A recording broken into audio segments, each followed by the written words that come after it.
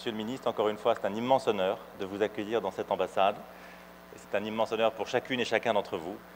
La parole, Monsieur le ministre, est à vous. Merci beaucoup.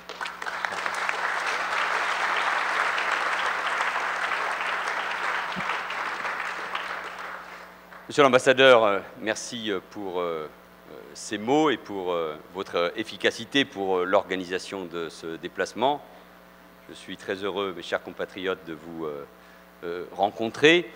L'ambassadeur m'a dit qu'il faut faire informel. Il faut que vous ayez du temps pour rencontrer les Français de Washington, en tout cas certains d'entre eux, les meilleurs, donc, qui sont forcément ici, et donc pas besoin de faire un discours. On m'avait préparé évidemment un discours long et fastidieux, forcément, et donc je préfère m'adresser à vous directement. D'abord, moi je suis très heureux de revenir ici aux États-Unis, pays pour qui j'ai beaucoup d'admiration, que j'aime. J'ai eu l'occasion de venir assez régulièrement, mais c'est mon premier déplacement comme ministre de l'Intérieur.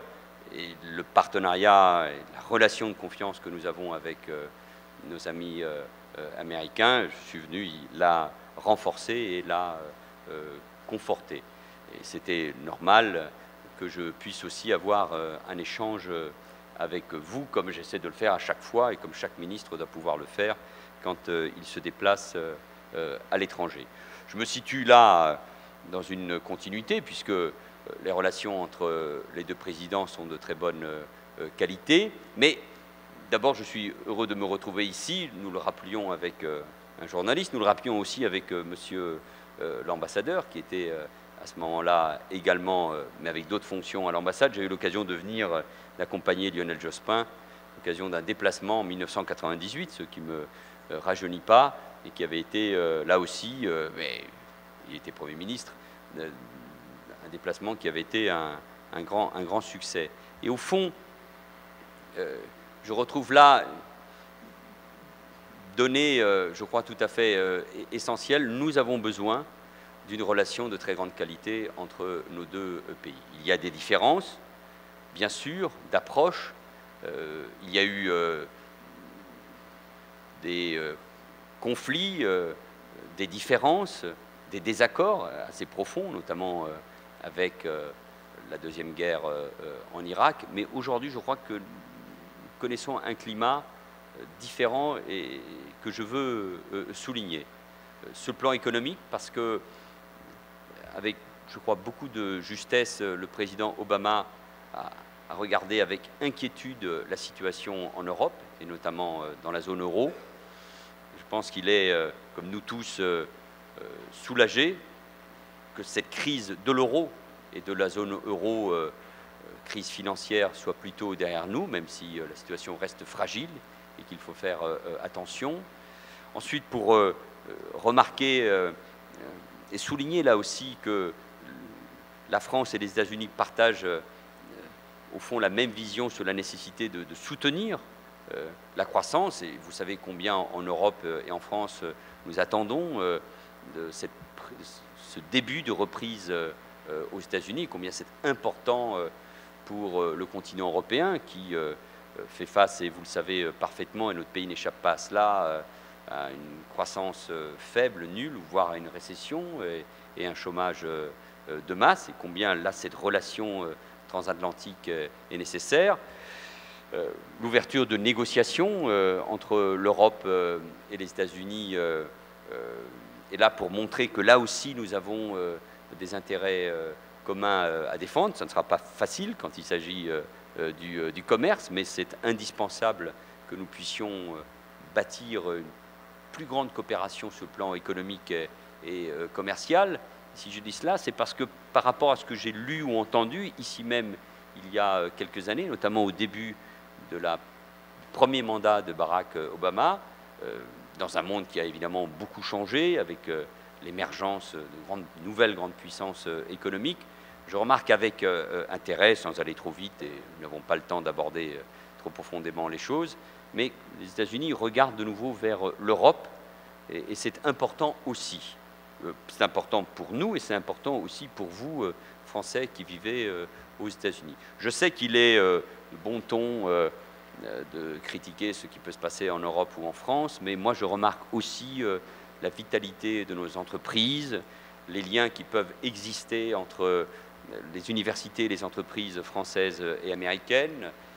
Je suis, comme vous le savez, un élu de l'Essonne. Je regarde par exemple avec beaucoup d'intérêt les liens très forts qui existent entre le campus biotechnologique d'Evry et les universités américaines, notamment à Boston, dans le domaine des sciences du vivant. J'ai beaucoup soutenu la Chambre de commerce et d'industrie de l'Essonne, notamment dans l'ouverture d'une ligne aérienne directe entre Orly et les États-Unis pour faciliter les échanges.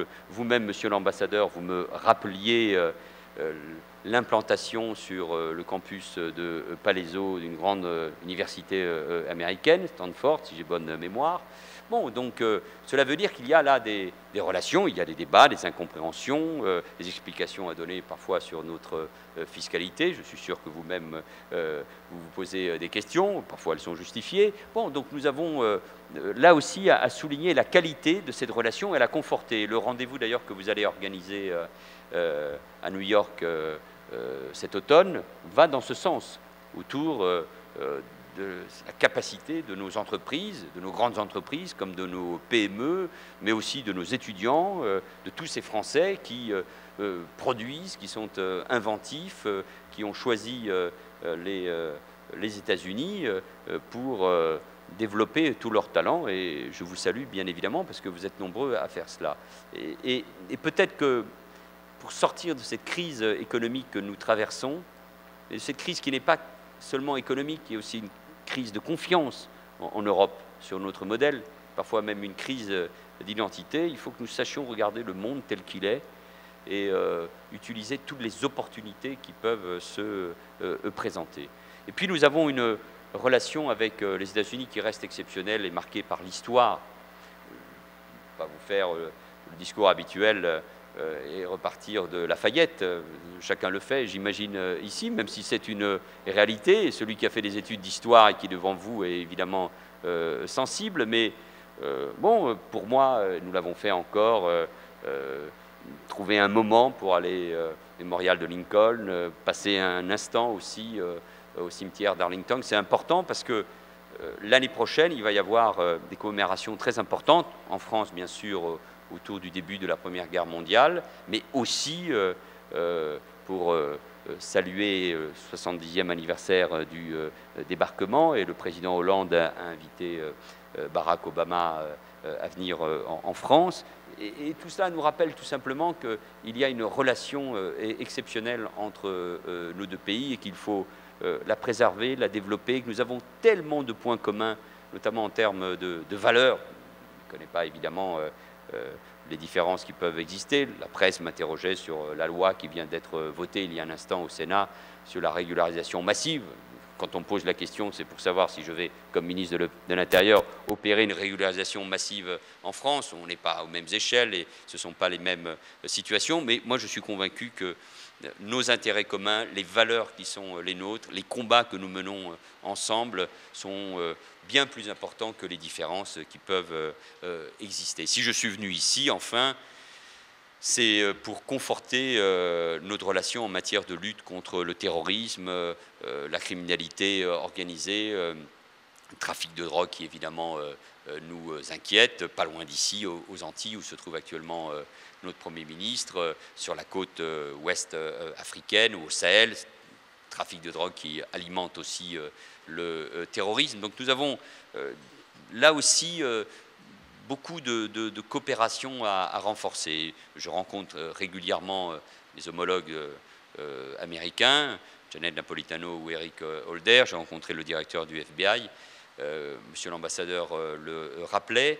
Il y a des débats d'actualité sur nos systèmes d'information et de surveillance, mais je ne suis pas venu ici pour porter un message de défiance à l'égard de l'administration américaine, mais bien au contraire pour dire que en matière de lutte contre le terrorisme, les États-Unis, la France ont été touchés par ce terrorisme.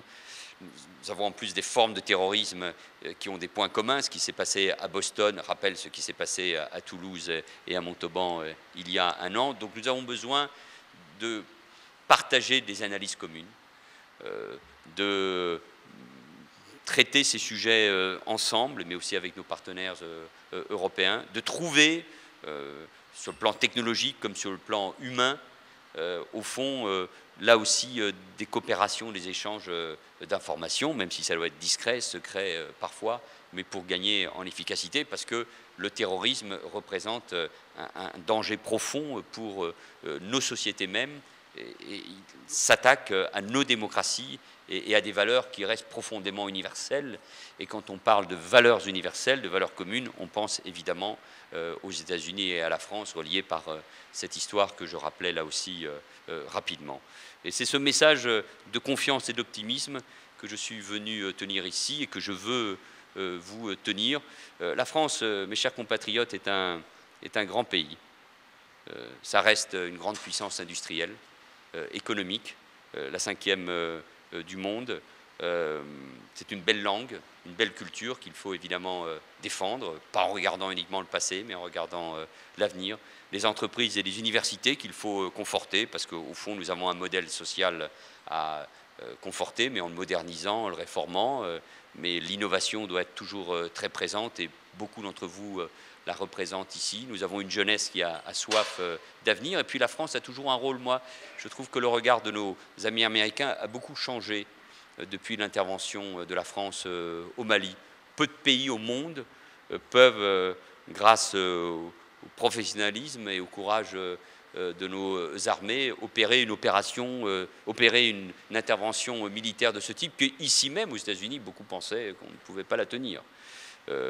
Repousser les terroristes, même s'il reste de nombreux groupes encore, notamment au sud de la Libye, et conforter un processus démocratique qui est très important pour ce pays ami qu'est le Mali. Et la France donc a toujours un grand rôle à jouer sur de nouvelles bases, dans un monde qui a évidemment changé, sans oublier qu'évidemment beaucoup se joue sur le plan financier économique, d'où les efforts. L'effort de redressement national que nous entreprenons en France. C'est difficile aujourd'hui de gouverner, bien sûr, redresser notre économie, réduire les déficits publics. Et depuis, nous allons présenter une loi de finances 2014 qui prévoit une baisse de la dépense publique, ce qui ne s'est jamais fait depuis la dernière guerre mondiale.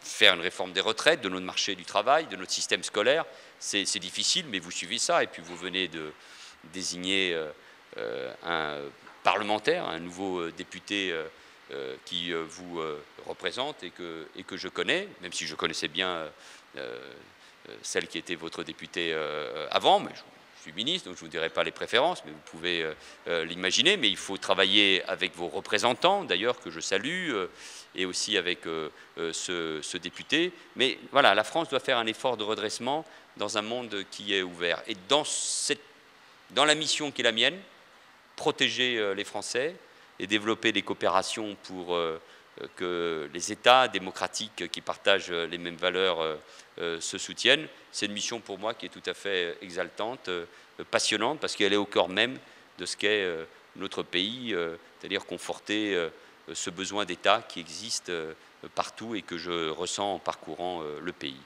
Voilà, mesdames et messieurs, chers compatriotes, ce que je voulais vous dire très, très librement, mais vous dire, monsieur l'ambassadeur, mon plaisir avec une délégation effectivement de très grande qualité, dont le directeur général de la police nationale, Claude Balland, qui est avec moi.